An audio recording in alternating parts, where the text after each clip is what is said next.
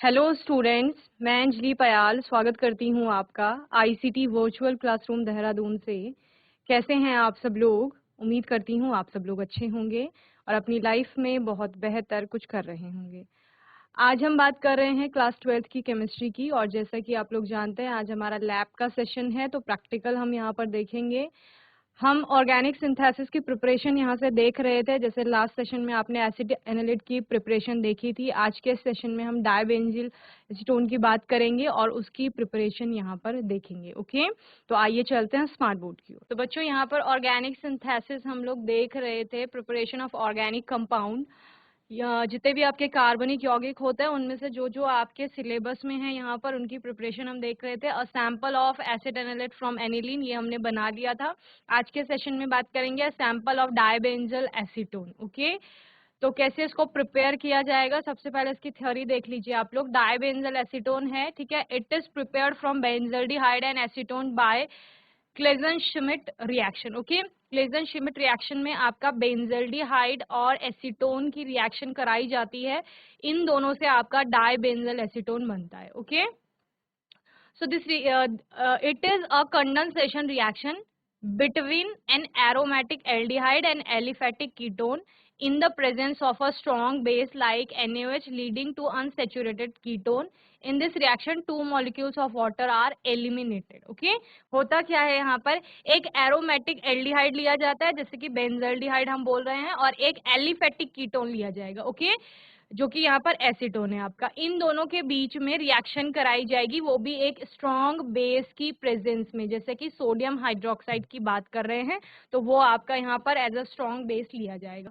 यहाँ पर दो मॉलिक्यूल वाटर के एलिमिनेट हो जाएंगे और जिसके बाद आपका जो बेंजल्डिहाइड है वो आपका जुड़ रहा है बीच में एसीटोन के साथ, तो ये डायबेंजल एसीटोन आपका यहाँ पर फॉर्म हो रहा है। In the preparation of dibenzyl acetone, two molecule of benzaldehyde condense with 1 mole of acetone। क्या हो रहा है यहाँ पर आपका, जब डाइबेंजल एसीटोन बन रहा है ना तो 2 मोल आपके बेंजल्डिहाइड, देखो यहाँ पर बेंजल्डिहाइड के आगे 2 लिखा गया है, यानी 2 बेंजल्डिहाइड के मॉलिक्यूल लिए गए हैं और वो दोनों आपस में जुड़ेंगे किससे, एसीटोन के मॉलिक्यूल से। ओके, देन आपका डायबेंजल एसीटोन फॉर्म होगा। ओके, तो ये आप थ्योरी में इतना लिख लेंगे पूरा प्रोसीजर जो आपका यहाँ पर रिएक्शन बताई गई है, और साथ ही ये इक्वेशन इसके लिए लिख लेंगे। ओके, चलिए, तो रिएक्शन में ये आपका सब कुछ बताया गया है कि 2 बेंजल्डिहाइड है, एक एसीटोन के मॉलिक्यूल्स के साथ जुड़ रहे हैं, और किसकी प्रेजेंस में, NaOH की प्रेजेंस में, जो कि आपका एक बेस है,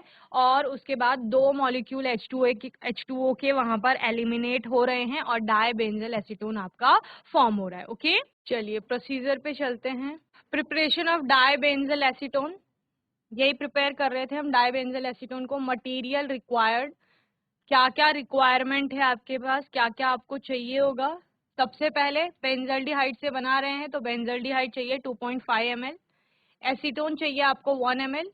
ओके, क्योंकि देखो बेंजल्डिहाइड और एसीटोन जो आपने रिएक्शन अभी नोट की, उस रिएक्शन में भी आपने बोला है कि बेंजल्डिहाइड की रिएक्शन हो रही है एसीटोन के साथ, यानी प्राइमरी रिक्वायरमेंट तो यही है कि ये दो चीजें आपको चाहिए ही होंगी। उसके अलावा आपने क्या बोला कि NaOH जो कि एक स्ट्रॉन्ग बेस है उसकी प्रेजेंस में ये रिएक्शन कराई जा रही है, तो NaOH आपका यहाँ पर रिक्वायर्ड होगा। ओके, तो वो भी चाहिए, तो उसका 10% सोल्यूशन चाहिए आपको, और उसकी अमाउंट कितनी है, 5 ml। ओके, 10% सोल्यूशन का मतलब पता है ना, सोल्यूशन में हमने अभी कॉन्सेंट्रेशन पढ़ा था, तो 10% NaOH सोल्यूशन मतलब क्या है, द्रव्यमान प्रतिशत उसका 10% आ रहा है। तो यानी अगर आप 100 ml सोल्यूशन बना रहे हो तो उसमें क्या ले रहे हैं, 10 ग्राम NaOH ले रहे हैं।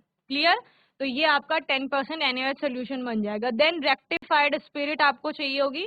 ओके, जिसमें आप बोलते हो कि अल्कोहल की मात्रा बहुत अधिक होती है, उसको भी जैसे इथेनॉल आपका प्योर फॉर्म में अगर वहां पर है।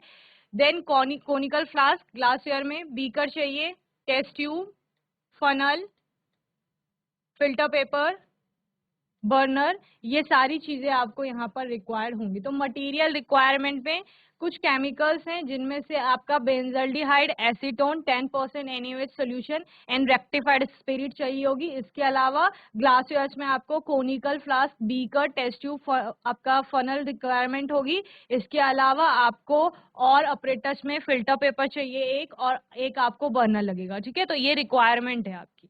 क्लियर?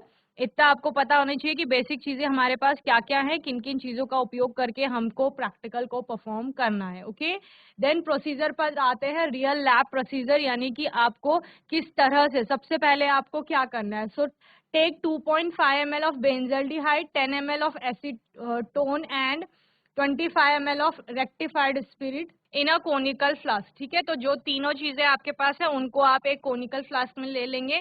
नाउ कॉक the flask and shake it to be obtain a clear solution. अब आप क्या करेंगे, देखो आपने जितना बेंजल्डिहाइड लिया था, एसीटोन लिया था और रेक्टिफाइड स्पिरिट लिया था, तीनों को आपने मिक्स कर दिया और कॉक से उसको बंद कर लिया है। ठीक है ना, देन आपने क्या देखा, आपको एक क्लियर सोल्यूशन ऑब्टेन होगा, यानी कि साफ आपको एक मिश्रण वहां पर देखने को मिल रहा है। Then take 5 ml of 10% NaOH solution in a test tube and add this to conical flask drop by shaking the flask।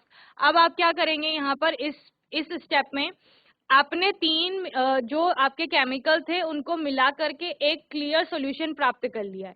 अब आपने चौथा जो आपके पास केमिकल है वो क्या है कि आपने NaOH का 10% सोल्यूशन बना रखा है।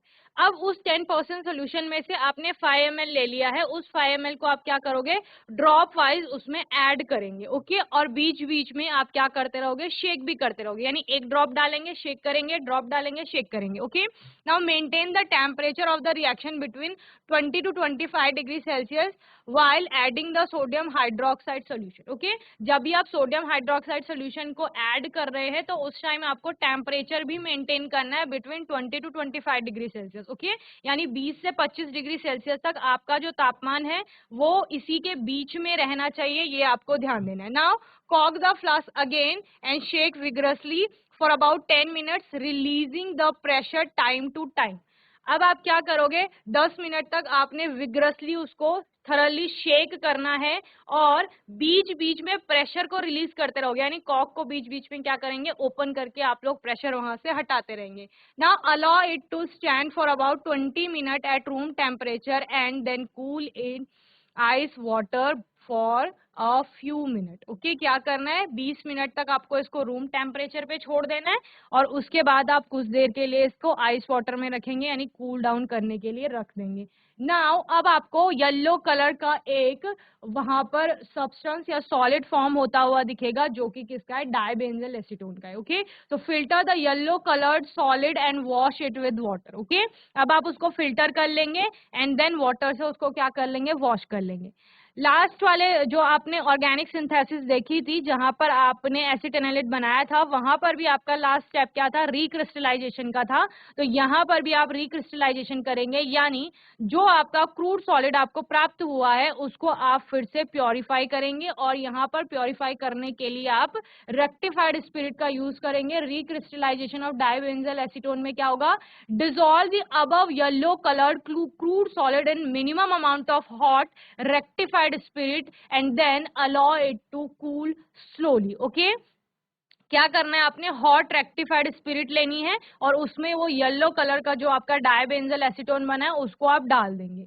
इसके बाद pale yellow crystals of dibenzal acetone separate, filter the crystal and dry them by pressing them between the folds of a filter paper and then measure the weight of the crystals। okay, अब आप क्या करेंगे, आपको जो भी yellow colour के crystals वहां पर प्राप्त हो रहे हैं उनको आप सेपरेट कर लेंगे, फिल्टर आउट कर लेंगे, उसके बाद उसको फिल्टर पेपर के फोल्ड्स में डाल करके उसको आप ड्राई कर लेंगे एंड देन लास्ट में आप उसका वे मेजर कर लेंगे। ओके, तो इस तरह से आपको वेट पता चल जाएगा डाइबेंजल एसीटोन का कि कितने ग्राम आया। प्रिकॉशंस क्या क्या हैं, सावधानियां आपको क्या क्या बरतनी है। Handle the chemicals with care, ये आपको पता ही है कि सारे केमिकल्स को आपको सावधानी से उनके साथ काम करना होता है। इसके अलावा add NaOH dropwise to the reaction mixture while shaking of the flask continuously. Okay, जब भी आप NaOH डालेंगे ड्रॉप वाइज, तो मैंने आपको क्या बताया, एक ड्रॉप डालेंगे, देन शेक करेंगे, देन ड्रॉप डालेंगे, शेक करेंगे। तो ये आप कॉन्टिन्यूसली ये प्रोसेस चलता रहेगा जब तक आपको जितना 5 ml ऐड करने को बोला है, तो वो 5 ml ऐड करते टाइम बीच बीच में आप शेक करते रहेंगे, ड्रॉप वाइज मिक्स करते रहेंगे। Okay, now wash the precipitate with water to remove traces of NaOH sticking to it. Okay, जितना भी NaOH वहां स्टिक हो गया होगा, चिपक गया होगा किसी भी कारणवश जो रिएक्शन मिक्सचर में, आप उसको क्या कर लेंगे, थरली वॉश कर लेंगे वाटर से। इसके बाद use minimum amount of rectified spirit to dissolve the crude sample for crystallisation. Okay, तो यहाँ पर कम से कम अमाउंट में आप रेक्टिफाइड स्पिरिट यूज करेंगे जब भी आपको क्या करना है, रिक्रिस्टलाइजेशन की प्रोसेस में उसका यूज करना है, तो वहां पर। ठीक है, तो ये पूरा आपका रियल लैब प्रोसीजर हो गया, जिसमें आपने प्रिकॉशंस भी देख लिए, मटेरियल रिक्वायरमेंट देख ली। एक बार एनिमेटेड वीडियो देख लेते हैं कि किस प्रकार से आप लोग काम करेंगे, किस तरह से आपका प्रोडक्ट बन करके आएगा। Okay, so preparation of dibenzal acetone. Okay, ये हमको बनाना है। In a conical flask, take 2.5 milliliters benzaldehyde, 1 milliliter acetone,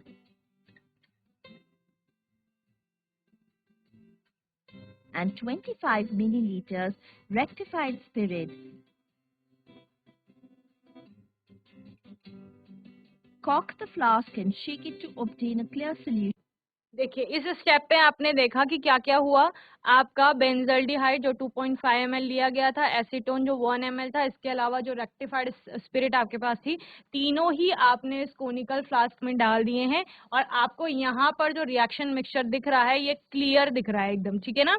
then आपने इसको इस तरह से कॉक से बंद कर लिया है, या आप क्या बोलेंगे, जो भी आपका इसका लिड है वो आपने इस पे लगा दिया है। शेक करते रहेंगे और क्लियर सोल्यूशन आपको प्राप्त हो गया है, जैसे यहाँ पर अभी।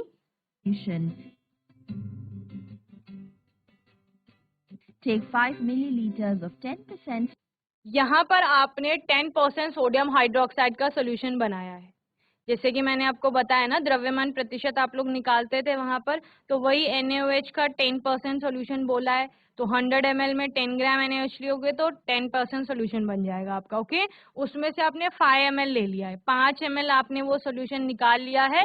उस 5 ml का यूज करना है आपने, जो अभी आपने कोनिकल फ्लास्क में रिएक्शन मिक्सचर लिया है क्लियर, उसमें आप ड्रॉप वाइज ये 5 ml ऐड करोगे। Okay, Sodium hydroxide solution in a test tube and using a dropper, take the solution from the test. तो ड्रॉप वाइज यूज आपने ऐड करने के लिए ड्रॉपर का यूज किया है। ओके, ड्रॉपर का यूज करेंगे। अब देखिए, जैसे ही आप एक ड्रॉप डालेंगे, देन इसको शेक करेंगे। Okay, Test tube. Add this to the conical flask drop by drop while shaking the flask in between each drop.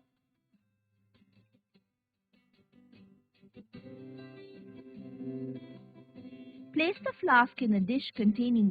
इसके बाद क्या बोला गया था, 20 से 25 डिग्री सेल्सियस के बीच में आपको टेम्परेचर को मेंटेन रखना है। ओके, और टेम्परेचर को मेंटेन रखने के लिए आप कूल डाउन करेंगे या फिर आइस वाटर में उसको रख देंगे कुछ समय के लिए। Okay, Water to maintain the temperature of the reaction mixture between 20 to 25 degrees Celsius. Cork the flask again and shake vigorously for about 10 minutes. यहाँ पर आप 10 मिनट के लिए इसको विगरसली शेक करते रहेंगे और बीच बीच में प्रेशर जो वहां पर बन रहा है उसको रिलीज करेंगे। और रिलीज कैसे कर रहे हैं, देखो ये कॉक को हटा दिया है यहाँ से, और उसके बाद प्रेशर रिलीज हो रहा है। Okay, Releasing pressure from time to time.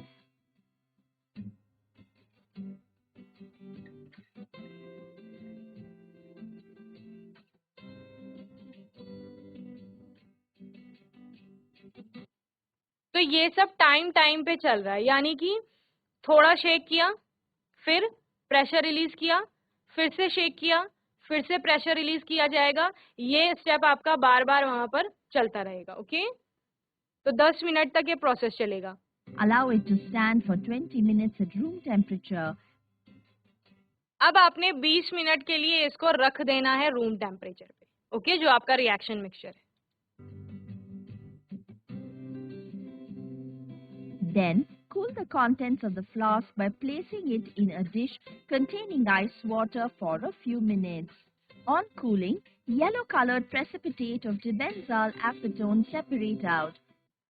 यहाँ पर इस स्टेप पे आपका क्या होगा, जब आपने उसको 20 मिनट के लिए रूम टेम्परेचर पे छोड़ा, उसके बाद आपने क्या किया, आइस कोल्ड वाटर लिया या आइस वाटर आप ले रहे हैं और उसमें आप इस सॉल्यूशन या रिएक्शन मिक्सचर को रख देंगे और धीरे धीरे इस तरह का येलो कलर का पीले रंग का अवक्षेप बनता हुआ आपको दिखेगा, यानी येलो कलर्ड पीपीटी जिसे आप बोल देंगे, वो आपका किसका है, डाइबेंजल एसीटोन का है। ठीक है, इसको इस स्थिति में आप क्या कर लेंगे, अब सेपरेट कर लेंगे यानी पृथक कर लेंगे। बेसिकली हमें बनाना ही यही था डाइबेंजल एसीटोन, जिसके लिए हमने बेंजल्डिहाइड लिया, एसीटोन लिया, स्पिरिट लिया, हमने NaOH लिया। इसके अलावा आप लोगों ने कई बार आपने आइस वाटर की बात की, नॉर्मल टेम्परेचर पर इसको ले गए, शेक किया, तो सारा प्रोसेस आपने फॉलो किया सिर्फ ये येलो कलर बनाने के लिए। ठीक है, Filter the precipitate using Buckner. अब इसको हम बकनर फनल की हेल्प से क्या कर लेंगे, फिल्टर कर लेंगे। Okay, Funnel. Using a spatula, transfer the precipitate into a test tube. To wash the precipitate, pour distilled water into the test tube and shake it well. अब आपने जो आपको पीपीटी प्राप्त हुई है, यहाँ पर उस पीपीटी को आपने एक टेस्ट ट्यूब में ले लिया है, उसमें पानी डालेंगे, उसे वॉश करेंगे। जैसे आपने बोला कि ट्रेस अमाउंट में आपका वहाँ पर NaOH उपस्थित हो सकता है, तो उसको हमें हटाना है, तो हम वॉश करेंगे अच्छे से पानी से।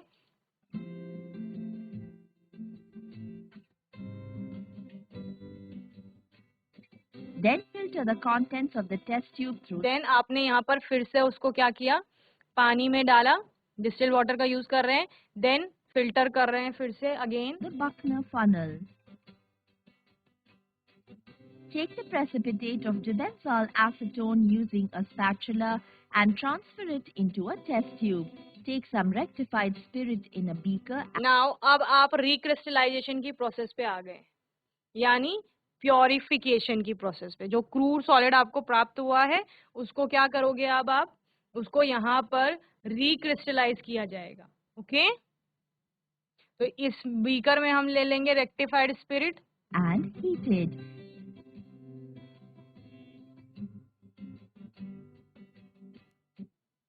हीट किया जाएगा, गरम करेंगे उस स्पिरिट को। Add a little of this to the test tube containing the precipitate. The precipitate dissolves. इस स्टेप पे क्या किया गया, जो हमने डाइबेंजल एसीटोन का प्रेसिपिटेट लिया था ना इस टेस्ट ट्यूब में, इसके ऊपर अब वो रेक्टिफाइड स्पिरिट हम लोग डाल देंगे जो हीट कर रखी है। ओके, आपका प्रेसिपिटेट जो है वो डिसॉल्व हो जाएगा। डिसॉल्व हो गया है, Then allow it to cool slowly.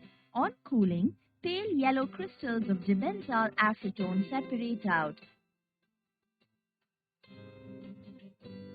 कुछ समय के लिए जब आप जो रिक्रिस्टलाइजेशन की प्रोसेस में आप लोगों ने पहले भी देखा है, जैसे मैंने आपको बताया है कि सॉल्यूशन को जिसमें कि आपका क्रूड सॉलिड डिसॉल्व हो चुका होता है, उसको अगर आप कुछ समय के लिए रख देते हैं तो उसके बाद आपको वापस से उसमें फाइन क्रिस्टल्स दिखने लग जाते हैं। तो यहाँ पर भी पेल येलो कलर के क्रिस्टल्स आपको बनते हुए दिख रहे हैं, जो कि किसके हैं, आपके डाइबेंजल एसीटोन के हैं। Okay, Filter the crystals using Buckner funnel. Using a spatula, transfer the crystals onto a filter paper and dry them by pressing them between filter papers.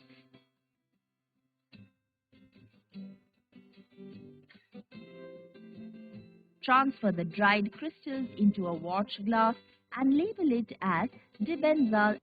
तो इस तरह से आपने क्या किया, लास्ट में जब आपने जो डिसॉल्व कर लिया था रेक्टिफाइड स्पिरिट में आपका रिक्रिस्टलाइजेशन के लिए, उसके बाद आपने कुछ समय के लिए छोड़ दिया उसको, फिर आपने देखा कि उसमें पेल येलो कलर के क्रिस्टल्स फॉर्म होने लग गए हैं। देन आप उसको क्या कर लोगे, अगेन बकनर फनल के हेल्प से आपने उसको फिल्टर कर लिया, और फिल्टर करने के बाद ये जो क्रिस्टल थे इनको आपने ड्राई कर लिया है, सुखा लिया है फिल्टर पेपर के फोल्ड्स में डाल करके, या आप हॉट एयर ओवन का यूज कर सकते हैं सुखाने के लिए। इस तरह से आपको क्रिस्टल्स प्राप्त हो जाएंगे। देन आप इनको क्या करेंगे, वॉच ग्लास में रख के या फिर आप वेइंग मशीन का यूज करके इसको वे कर सकते हैं। कितना इसका वेट आया है वो आप नोट कर लेंगे, और यहाँ पर इसको आपका डाइबेंजल एसीटोन कहा जाएगा, जिसको हमें बनाना था। तो कुछ भी नहीं किया आप लोगों ने। प्रोसेस में अगर आप लोग चलते हैं तो बेंजल्डिहाइड लिया था आपने, एसीटोन लिया था, रेक्टिफाइड स्पिरिट ली थी, तीनों को मिक्स किया था। थोड़े समय के बाद आपने एक 10% NaOH का सोल्यूशन बनाया था, जिसको उसमें ऐड किया dropwise. Then temperature maintain रखना है, बीच बीच में आपको 10 मिनट तक इसको विग्रसली शेक करना है, जहां पर आप बार बार उसमें से प्रेशर को रिलीज करते रहेंगे। ओके, देन प्रेशर रिलीज करने के बाद आपने उसको फिर आइस वाटर में रखा टेम्परेचर को कम करने के लिए। बहुत समय तक आपने वहां पर 20 मिनट के लिए तो आपने पहले नॉर्मल टेम्परेचर पे उसको ले गए, फिर आपने आइस वाटर के टेम्परेचर पर उसको रखा। देन आपको कुछ समय के बाद उसमें पेल येलो कलर के प्रेसिपिटेट जो है, पेल येलो कलर का प्रेसिपिटेट आपको बनता हुआ दिखता है। वो येलो कलर के प्रेसिपिटेट को आप फिल्टर कर लेते हैं। देन अगेन उसको वॉश करेंगे आप लोग। वॉश करने के बाद आपको फिर से डाइबेंजल एसीटोन के क्रिस्टल्स प्राप्त होंगे। फिर आप उसको रिक्रिस्टलाइजेशन की प्रोसेस में ले जाएंगे, जहां पर आपने हीट किया रेक्टिफाइड स्पिरिट को, और देन उसको ऐड किया आपने डाइबेंजल एसीटोन में, एंड लास्ट में आपको वो डिसॉल्व होता हुआ दिखेगा। फिर कुछ समय के लिए आप छोड़ देंगे तो वापस आपको पेल येलो कलर के क्रिस्टल्स बनते हुए दिखेंगे, जिनको आप फिल्टर कर लेंगे, ड्राई कर लेंगे क्रिस्टल्स को, और उनका वे कर लेंगे। ओके, तो इस तरह से आपको डाइबेंजल एसीटोन बनता हुआ दिख जाएगा। तो यही प्रोसेस आपने अपनी लैब में परफॉर्म करना है, यही प्रोसीजर को फॉलो करना है, तो आपको बहुत अच्छे फाइन क्रिस्टल्स बनते हुए दिखेंगे डाइबेंजल एसीटोन के। ओके, चलिए, तो ये आप preparation of dibenzal acetone note कर लेंगे जल्दी से। इसमें material requirement, real lab procedure को भी नोट कर लेंगे। ओके, चलिए। तो बच्चों, मैं उम्मीद करती हूँ आज का सेशन आपको अच्छे से समझ में आया होगा। आज के सेशन में हमने डाइबेंजल एसीटोन की प्रिपरेशन देखी, और यहाँ पर हमने एनिमेटेड वीडियो भी देखा, प्रोसीजर देखा कि किस तरह से आपको लैब में परफॉर्म करना है प्रैक्टिकल। आने वाले सेशन में हम सिमुलेटर पे वर्क करेंगे कि किस तरह से प्रैक्टिकल एक एक स्टेप करके आप लोग परफॉर्म करेंगे। ओके, तो बाकी कोई भी आप लोगों का डाउट होगा, क्वेश्चन होगा प्रैक्टिकल से रिलेटेड, तो आप लोग आने वाले सेशन में पूछ लेंगे। अपने आने वाले सेशन में आगे प्रैक्टिकल को कंटिन्यू करेंगे, और तब तक के लिए ICT वर्चुअल क्लासरूम से जुड़ने के लिए धन्यवाद।